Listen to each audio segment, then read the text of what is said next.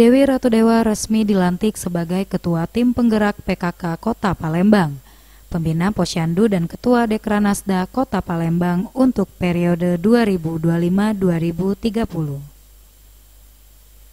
Pelantikan dilakukan Ketua TP PKK Sumatera Selatan Febrita Lustia Hermanderu dan dihadiri oleh Gubernur Sumatera Selatan Hermanderu dan Wakil Gubernur Sumatera Selatan Ci Ujang serta Bupati Wali Kota se-Sumatera Selatan.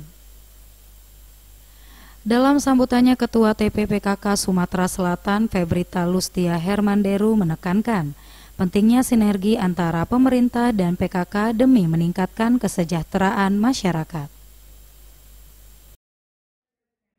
Melalui sinergitas 6 standar pelayanan minimal meliputi pendidikan, kesehatan, dan perlindungan masyarakat serta sosial.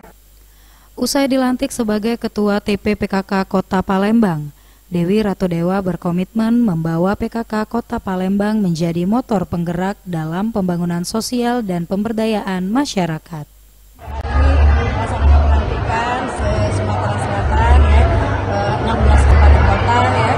Jadi dengan bismillah mulai hari ini kita melaksanakan amanah ya, tidak hanya sebagai Ketua PKK, hari ini juga dilantik sebagai Pembina Posyandu dan juga Ketua Dekranasda Kota Palembang. Jadi dengan bismillah yang mudah-mudahan bisa menjalankan amanah dan tanggung jawab ini dengan sebaik-baik ke depannya ya.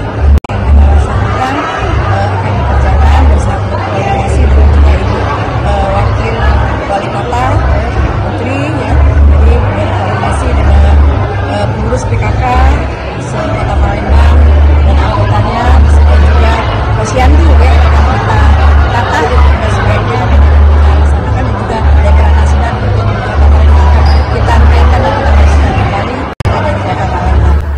Tim Liputan Sriwijaya TV.